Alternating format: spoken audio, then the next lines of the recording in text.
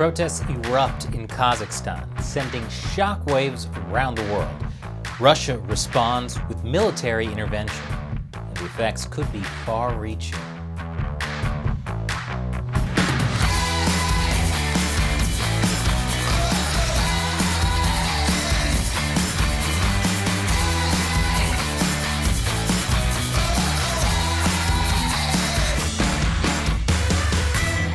Welcome to America Uncovered. I'm Chris Chappell. Kazakhstan.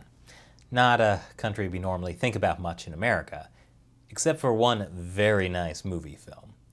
But now, it's having a major impact on world events. Reports say dozens of protesters and police have been killed in violent clashes. Security forces fired automatic weapons with live ammunition, and the fear is civilian casualties could be very high. Last week, protests erupted all over Kazakhstan. This could have major consequences globally. I'll get to why later, but first some context. Kazakhstan is a former member of the Soviet Union. It's the 9th largest country in the world by geographical area, which makes it larger than the entirety of Western Europe. Kazakhstan is also the richest and most economically developed country in Central Asia.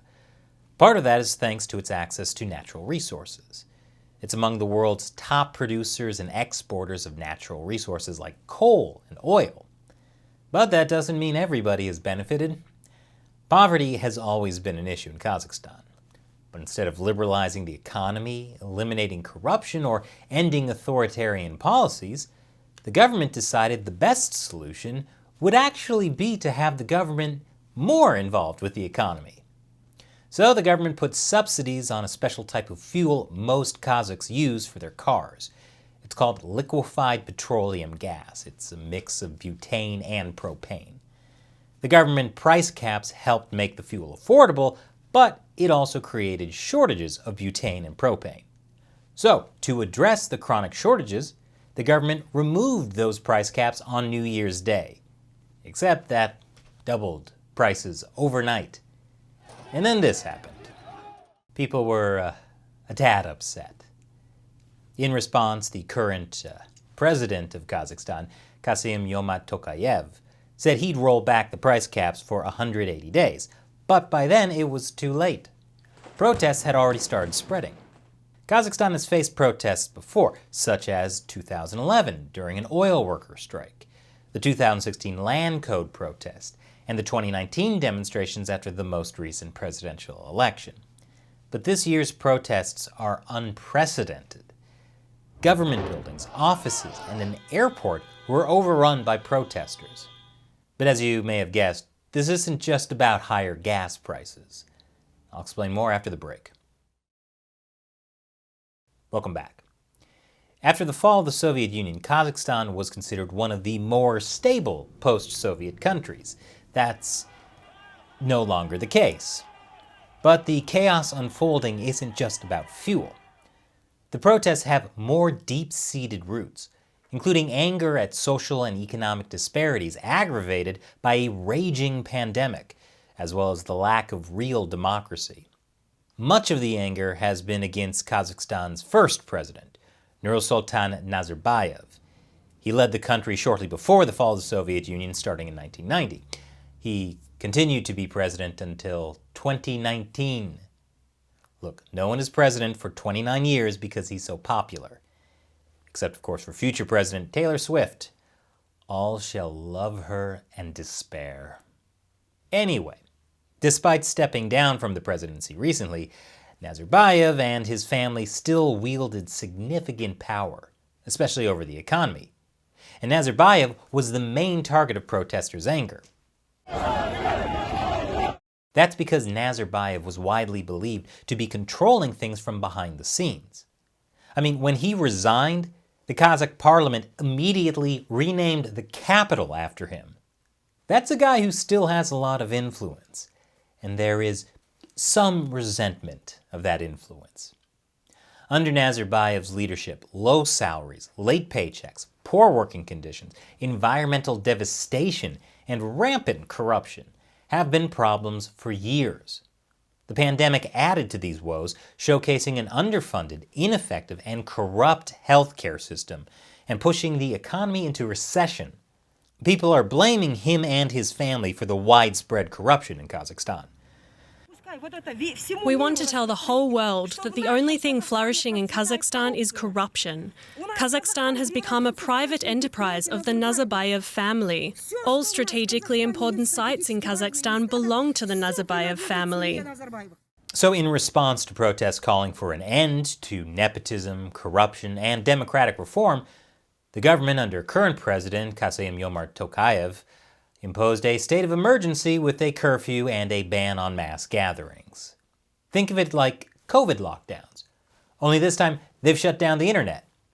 Although if you shut down the internet, even more people could come out to protest the lack of Candy Crush. You don't want to see what happens when you take away that dopamine rush. But Tokayev did more than just shut down the internet. On top of that, Tokayev sacked Nazarbayev as head of the powerful Security Council on Wednesday and took it over himself. Then he sacked his cabinet. Sounding more like a power grab than a democratic reform? Well, for his next act, President Tokayev ordered troops to shoot to kill without warning. Listen to his lovely explanation. I gave the order to law enforcement agencies and the army to open fire, to kill without warning. Abroad, there are appeals to the parties to negotiate for a peaceful solution of problems. What nonsense! What kind of negotiations can there be with criminals, with murderers? They need to be destroyed, and this will be done shortly. Tokayev is desperate to keep control, so much so that he called for Russia and its allies to intervene.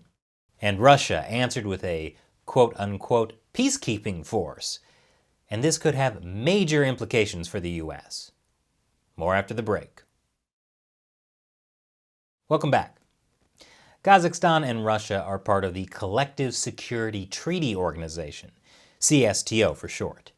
It's a Moscow-led military alliance made of forces from the two countries along with Belarus, Armenia, Kyrgyzstan, and Tajikistan.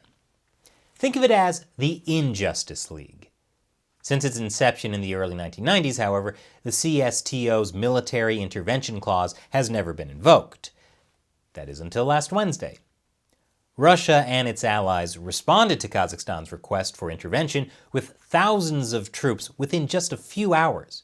Western diplomats and analysts say the speed with which Russia dispatched troops to help quell violent demonstrations in neighboring Kazakhstan is testimony to the Kremlin's recurring fear of color revolutions, revolutions that push for regime change. According to Carnegie Moscow Center, a Russia-based think tank, allowing Tokayev and Nazarbayev to be toppled would, in Moscow's thinking, allow the forces of ultranationalism to come to the fore, likely followed at some point by Islamist radicals. However, the Kazakhstan revolt could be good news for Ukraine.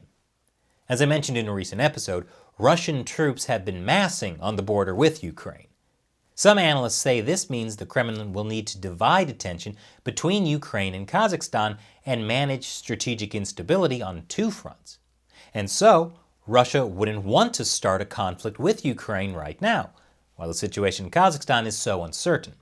However, other analysts argue that the Russian deployment in Kazakhstan is not a heavy lift for Russia and won't affect force posture near Ukraine. It may be more of a distraction for Moscow rather than a deciding factor. So it's too soon to know how much of an effect Kazakhstan will have on Ukraine, which is why Russia has to tread carefully. According to the head of the Russian International Affairs Council, a Kremlin-linked think tank, if armed intervention drags on, consequences for Russia could mount up. There's a real chance that we could see the rise of anti-Russian sentiment in Kazakhstan along the lines of Ukraine or Georgia. It will also affect the talks between NATO and Russia on Moscow's Ukraine border troop buildup that's kicking into gear this week. But besides Russia potentially opening up a war on two fronts that could drag the US and Europe into the conflict, the Kazakhstan protests are affecting the rest of the world in other ways. The internet shutdown I mentioned earlier, it took a big chunk out of Bitcoin's value, since Kazakhstan is the second largest crypto mining hub behind the US. and uranium prices surged, given the fact that Kazakhstan is the world's largest uranium producer. And the world's authoritarian leaders are keeping an especially close eye on the Kazakhstan protests. Chinese leader Xi Jinping praised Kazakhstan's president for taking strong measures and quickly calming down the situation, all while being highly responsible for his country and his people. Yes, because shooting your people without warning, with friends like Putin backing you up, certainly demonstrates good leadership. Meanwhile, things seem to have calmed down in Kazakhstan, at least for now. The government has arrested over 8,000 people. Tokayev has claimed the protests were a coup attempt, which he says the country has now defeated. And Putin claimed victory as well. Chalk this up as a win for the Injustice League. Plus, if Kazakhstan has any future issues, China has also offered to help with security support. What could go wrong? So what do you think of what's happening in Kazakhstan? Leave your comments below. And if you like this show, please know we could not do it without direct support from viewers like you. Visit patreon.com/AmericaUncovered and contribute $1 or more per episode to help us keep the show going. So click the link below. Once again, I'm Chris Chappell. Thanks for watching America Uncovered.